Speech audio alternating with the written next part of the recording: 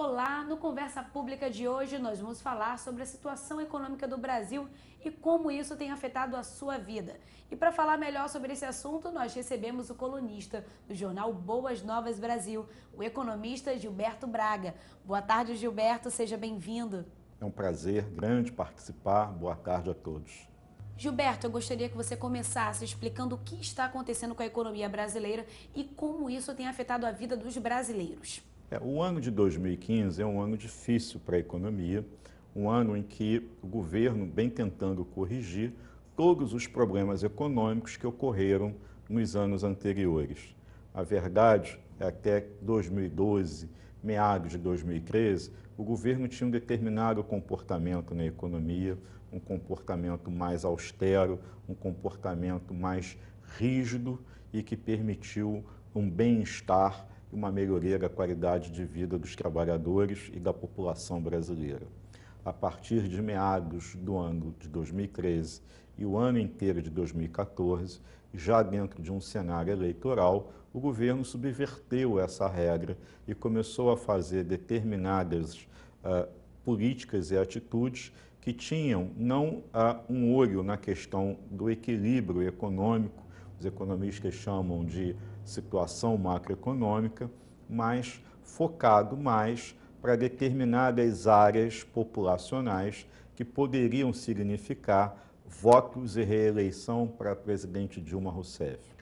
Essa política deu certo do lado político, ou seja, Dilma Rousseff, como nós sabemos, conseguiu se reeleger. Entretanto, o custo dessa mudança na economia a gente está pagando agora. A situação se agrava devido ao endividamento das famílias? Hoje, em cada 5 famílias, 4 têm dívidas, o que não significa que elas não estão conseguindo pagar as dívidas.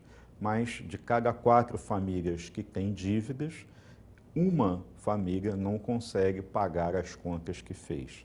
Então, tem gente que atrasa o cartão de crédito, tem gente que atrasa o aluguel, a conta de luz e fica um mês paga uma coisa, no outro mês escolhe o que vai deixar de pagar.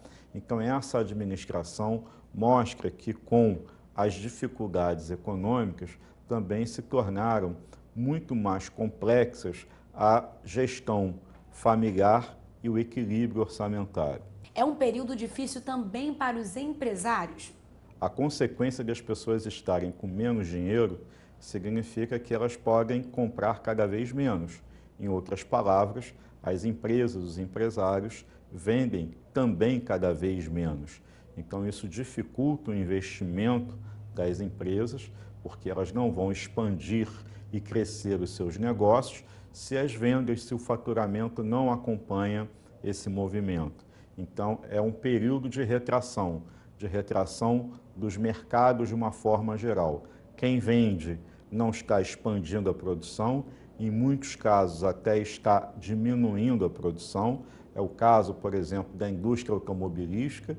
Nos últimos anos, muita gente conseguiu comprar o seu carro, muitos o carro zero, financiado, facilitado, e agora as montadoras estão demitindo, dando férias coletivas e fazendo promoções para tentar vender os carros que estão abarrotando os pátios das suas fábricas. Gilberto, nós percebemos aí um efeito dominó.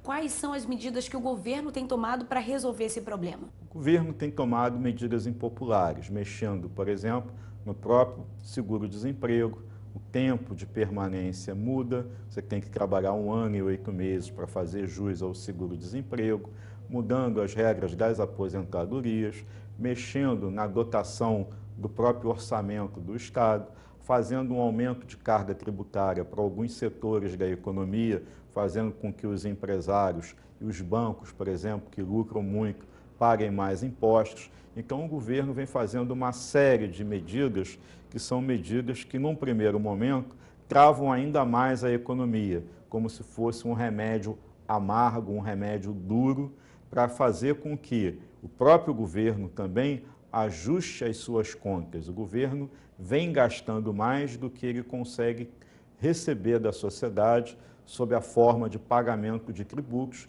que é da onde vem a principal fonte de vida dos governos.